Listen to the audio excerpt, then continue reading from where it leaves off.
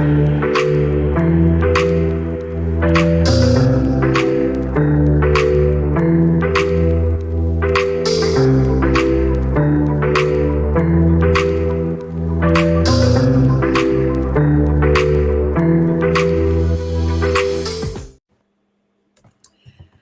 good afternoon, everyone, and happy August to everyone. And thanks so much for joining us for our next installation of our Meet the Midwest BDC Team podcast series.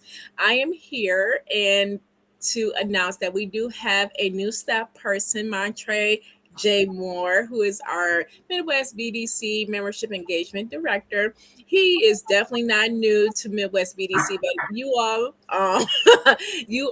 are probably new to Montre. So, just as a reminder, my name is Marnese Jackson, and I am the Executive Director of the Midwest Building Decarbonization Coalition.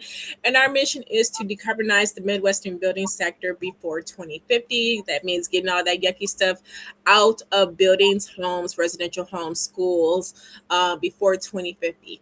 And so our mission is just to do that. In our states that we focus on are Indiana, Iowa, Illinois, Missouri, Wisconsin, Minnesota, Michigan, and Ohio. And so Midwest BDC was founded in the first place to bring together members across the Midwest because we are plagued with environmental and energy burden. And so we have an organizational structure that emphasizes operating by the Jimenez principles for democratic organizing, the climate justice principles, and centering our work around the people who have been impacted by energy burden and environmental racism. And so joining me today is Montre Moore, our Director of Membership Engagement. And Montre joined the team last week, okay, but he's been out there. He was at our equity summit, and he has been actually behind the scenes planning our equity summit and been a general member. And Montre is from Milwaukee, Wisconsin. And Montre, you know what, we're just going to go ahead and bring you into the conversation. Can you introduce yourself? Absolutely. Good afternoon, everyone. Montre Moore from the great state of Wisconsin.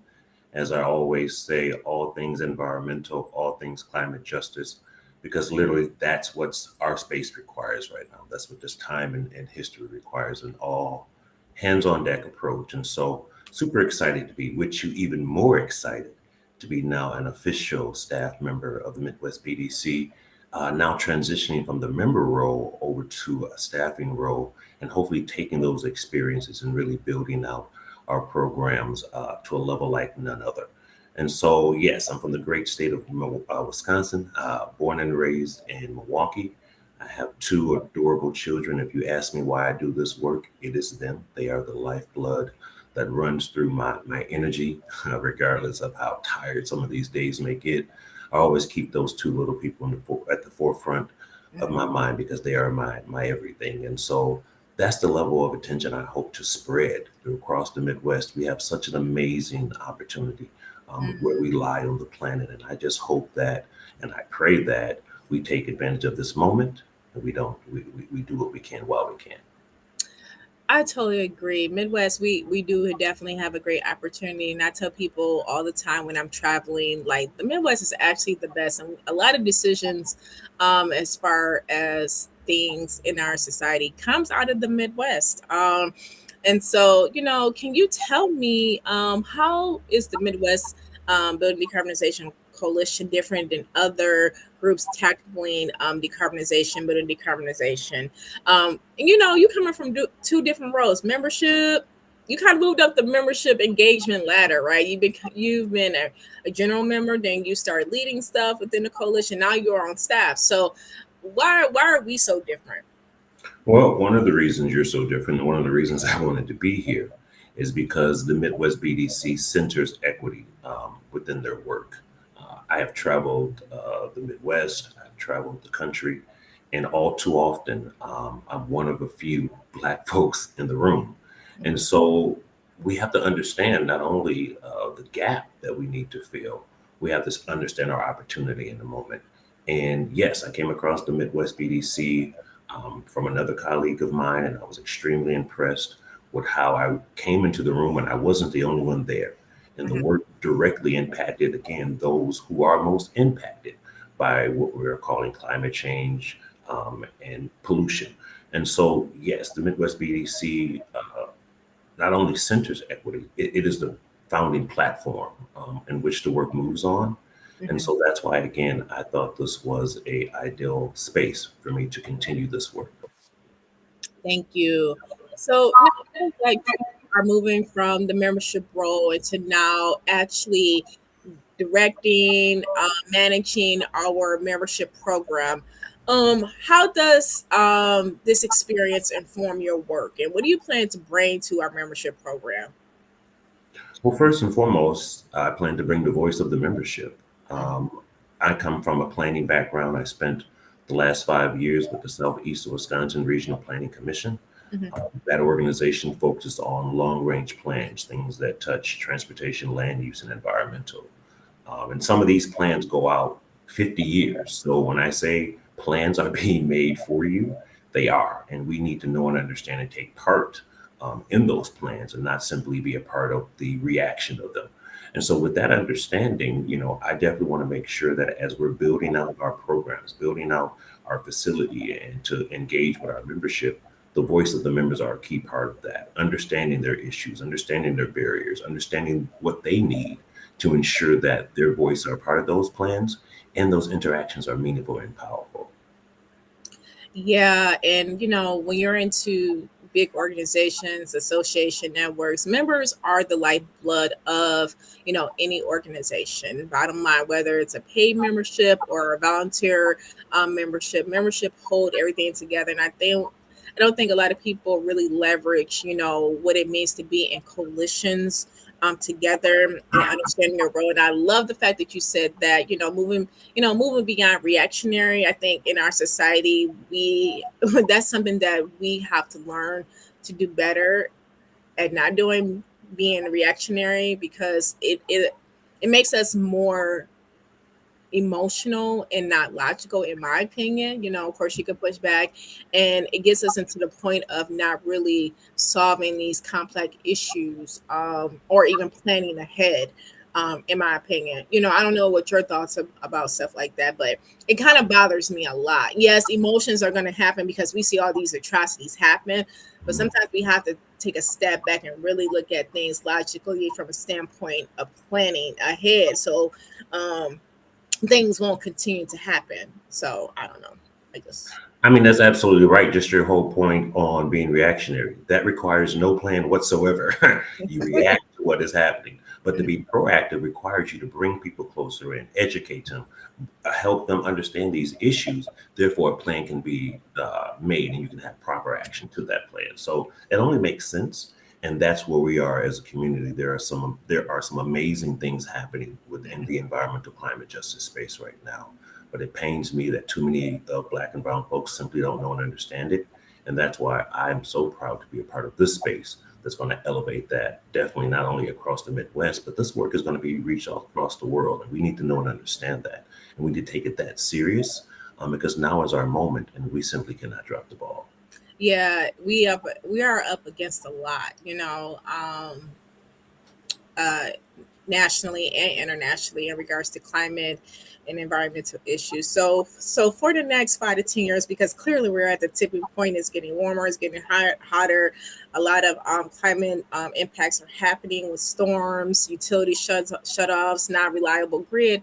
What would you like to see the coalition doing between 5 to 10 years? And coalitions are not supposed to be here for that long. We're supposed to kind of pretty much work ourselves out of a job, and solve the issue. But unfortunately, we we have a lot of climate impacts that are going to continue to happen, unfortunately. So dream big. What do you hope to see the coalition doing in like the next 5 years? Let's just stay there. Well, absolutely. Well, I think the foundation on what we need to do and what the charge we have in front of us is to educate our communities Mhm. to where these conversations are commonplace amongst our family and friends, and to where we actually see, the legislation that was recently passed prosper within our communities. So we see solar on our schools, we see solar on our churches, and it's something that we as a community not only are benefiting from, we're actually leveraging to take on new creative opportunities for ourselves, from entrepreneurships within workforce development to safer, cleaner, more energy efficient communities. And so, if we do our job, again, this foreign topic of is climate change real? Well, that's over. We solved that conversation. But now, what are we going to do about it? So, again, just actually seeing hands on the ground and the work in motion, I think would be amazing in Black and Brown communities across the Midwest. Because again, we are the most impacted, but I think we should be the most impactful in this space and moving our communities forward. Thank you so much, Montre. So outside of work, okay, what do you do, to, enjoy in life outside of saving the world, saving the environment? What do you enjoy spending your time? Tell the people. Most anything I enjoy doing is just spending time with the kids. You know, they drive me nuts. However, I love them with every ounce of my being. It's those little moments that you realize, like, wow, this is going to be a short period of time, and I won't get this back. So let me take time and really appreciate it. Hmm. So just, quiet time with the family again, because this work gets so heavy. And sometimes you just need to kind of take a step away and laugh and enjoy your family and enjoy friends. So I love, enjoying the people aspect. I love having a good time with folks that I hold near and dear to my heart. So, yeah, and I think that's important for all of us to always be mindful of and continue to move in that direction. Like, yes, this is a doom and gloom situation, but however, this is also a great opportunity for us to really bring more communities into the fold, educate our communities, and be a part of the solution. Also, even though it sometimes is a little bit looked down upon, I love golf. I golf at least a couple times a month when I can get away. And on the golf course, I love having conversations about climate change and how we can do better. So I at least try to balance out the good and the bad. Golf is a Yeah, yeah. I, opportunity. So we, it's an we, opportunity to have a conversation.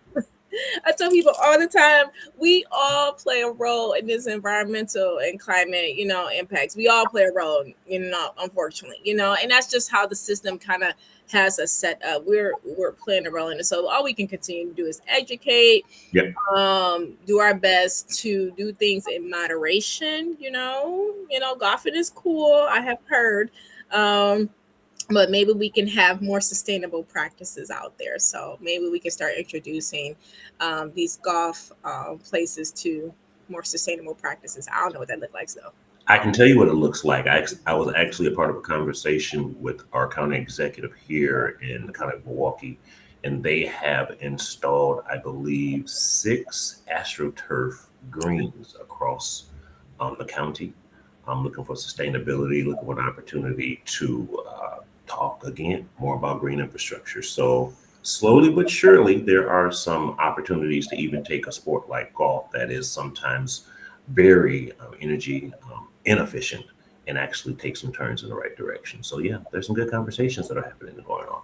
Yeah, and I sometimes we just don't know that we're doing things wrong until you have people who are around environmentalists to say, "Hey, we've been doing this wrong," and that's good because we have to relearn, unlearn and relearn, so we can get better. So shout out to Maple Grove Citizens for Sustainability and Linda for tuning in today on Meet the Team podcast. And so, Montre, we really appreciate you coming on, doing the hard work, and we look forward to you advancing our membership program. And just FYI, if you have not become a member of Midwest Building Decarbonization Coalition, please sign up. Go to our website at www.midwestdecarb.org. It's right there. Thank you so much.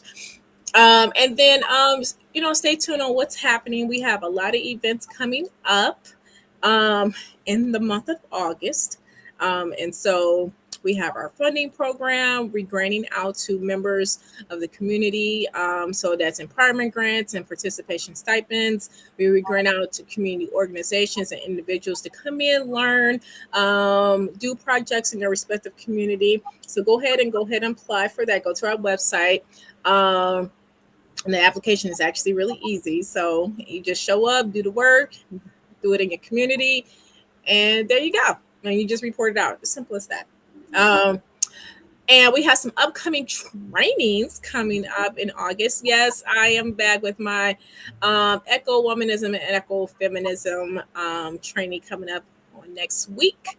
Come learn about both theories so we put some things into practice. And then we also have a training our August Inflation Reduction Act rebate public hearing prep session so you can get out and continue to go to those state energy offices to advocate for clean and healthy rebates.